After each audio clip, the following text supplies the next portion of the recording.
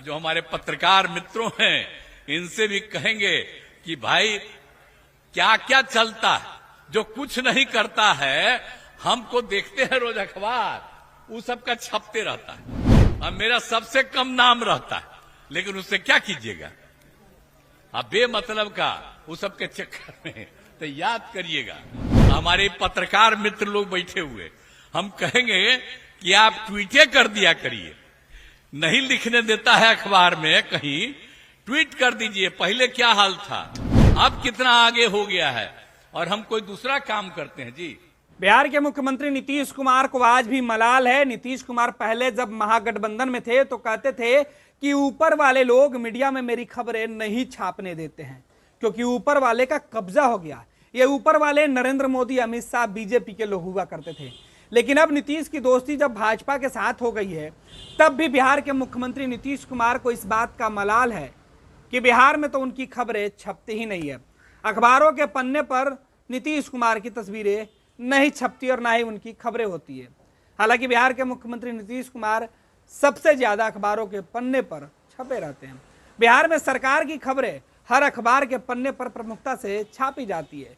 विपक्ष के नेता जब ये आरोप लगाते हैं तब तो बड़ा वाजिब लगता है कि सच में केंद्र की सरकार और जो बिहार की जो सरकार है वो विपक्ष के नेताओं की बातें नहीं सुनते हैं और मीडिया पर सरकार से नाराजगी का मोल लेने का खतरा मंडराते रहता है। लिहाजा अखबारों में विपक्ष को जगह नहीं दिया जाता। लेकिन सोचिए कि एक सूबे के मुख्यमंत्री तब यह आरोप लगा रहे हैं जब केंद्र की बीजेपी वाली जो दुश्मन उनकी थी, जो दोस्त हो गई है, जो छपने नहीं देती थी, वही दोस्ती में है और उनके ही प्रत्याशी की प्रचार हो रहा। फिर भी मुख्यमंत्री नीतीश कुमार का दर्द छलक रहा कि अखबारों में अभी भी उनकी खबरें नहीं छपती है। तेजस्वी यादव की खबरें छपती है, विपक्ष की खबरें छपती है। ये बात बिहार के मुख्यमंत्री नीतीश कुमार जिस दावे से कह रहे थे उसमें थोड़ा सा संदेह साफ दिख रहा है कि क्या अखबारों को नीतीश कुमार से ज्यादा तेजस्वी यादव ने खरीद लिया है, या नीतीश कुमार और भाजपा के रहते हुए अखबारों पर विपक्ष का कब्जा हो गया है। विपक्ष के नेता तो यह आरोप लगाते रहे कि मीडिया पर बीजेपी का कब्जा है, केंद्र की कब्जा है, केंद्र की सरकार नरेंद्र मोदी, अमित शाह का कब्जा है। लेकिन बिहार के मुख्यमंत्री अलग ही रोना रोते हैं। बिहार के मुख्यमंत्री कहते हैं कि मीडिया पर अब विपक्ष का कब्जा हो गया है। मुख्यमंत्री ने कहा कि भाई मेरी खबरें अखबार में लोग नहीं छापने देंगे ऊपर वाले, तो आप सोशल मीडिया पर डाल दीजिए, ट्वीट कर दीजिए, फेसबुक पर डाल दीजिए। नीतीश कुमार का रोना क्या सच में वाजिब है? ये बड़ा सवाल है। आखिर मुख्यमंत्री नीतीश कुमार अब सत्ता में है, केंद्र और राज्य में दोनों ही जगह नीतीश कुमार की सरकार है। यानी केंद्र में नरेंद्र मोदी की सरकार है तो बिहार में भी नरेंद्र मोदी की सरकार है, और बिहार में नीतीश कुमार की सरकार है तो दिल्ली में भी नीतीश कुमार की सरकार है, क्योंकि केंद्र और राज्य दोनों का गठबंधन वाली सरकार है। फिर नीतीश कुमार आखिर क्यों यह बात कर रहे हैं कि मीडिया पर अब उनका कब्जा हो गया है? यह उनका सीधे तौर पर विपक्ष का है।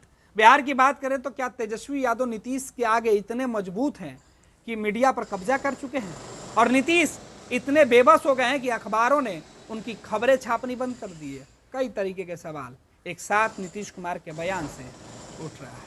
मुख्यमंत्री जी का पूरा बयान सुनिए। छोड़ेंगे नहीं, और केंद्र सरकार का सहयोग बहुत ज्यादा है, इसीलिए आप सबसे यही अनुरोध करेंगे कि फिर से हम लोगों का जो लोकसभा का चुनाव है उस चुनाव को पूरे तौर पर वोट दीजिए। और आप लोग जो हमारे विवेक ठाकुर जी हैं तो इनको जिताइएगा ना? बोला हाथ उठा के बतावा है, जिताइएगा ना? अरे उधरों खड़ा है वो, बोला हाथ उठा के। आप लोग भी सब सुन रहे हैं, उधर भी है। तो देखिए, हम आए हैं इनके पक्ष में प्रचार करने, तो आप जिताइएगा ना? हम इनको देखिए जीतने के लिए,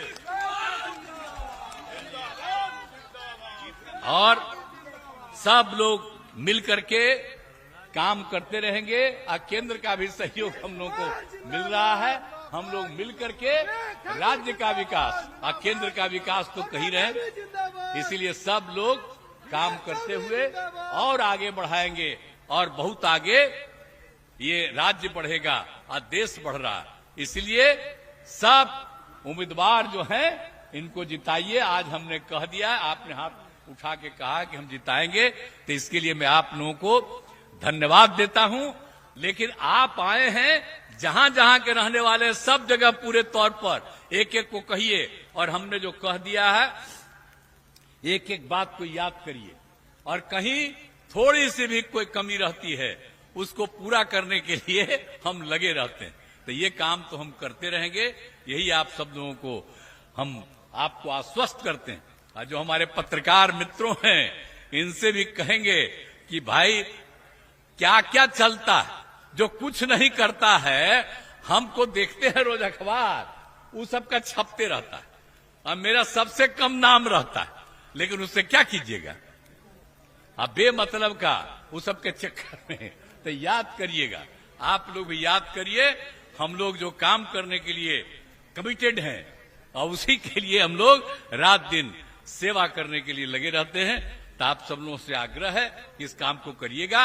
अभी कुछ ही बातों की हमने चर्चा की, क्योंकि ऐसी स्थिति है, नहीं तो हम करने लगे तो बेमतलब का आपको एक आध घंटा और जुट्ठे हम काहे के लिए समय करवाए। तो इन्हीं शब्दों के साथ आपने आश्वस्त किया है कि हम लोगों के उम्मीदवार श्री विवेक ठाकुर जी को विजयी बनाइएगा, तो पक्का जीतेंगे, यही हमारी उम्मीद है। इन्हीं शब्दों के साथ आप सब लोगों को बहुत बहुत धन्यवाद।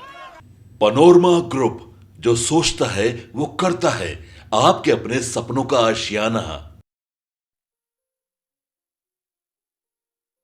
ये लो मुंह मीठा करो, आज मैंने अपना जॉब छोड़ दिया, अब हम पूर्णिया वापस जाएंगे।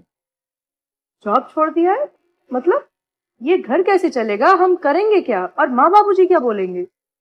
इसलिए मैं एक और मिठाई का डब्बा लाया, अपने बिजनेस के लिए लोन अप्रूव हो गया। अरे लोन अप्रूव हो गया वो तो ठीक है, लेकिन पूर्णिया में हम रहेंगे कहाँ? अपना घर भी तो नहीं है वहाँ। इसलिए तो एक और मिठाई का डब्बा अलग से लाया हूँ। हमने पूर्णिया में घर ले लिया है, पूर्णिया के ई होम्स पैनोरमा में। पूर्णिया में पैनोरमा ग्रुप लेकर आए हैं ई होम्स पैनोरमा, बड़ा घर, आलीशान जिंदगी और अत्याधुनिक सुविधाओं के संग। अरे अरे, अब क्यों मुंह मीठा करवा रही हो? क्योंकि हम घर वापसी जो कर रहे हैं। घर वापसी की खुशी पूर्णिया में ई होम्स पैनोरमा के संग। E homes panorama, luxurious lifestyle redefined.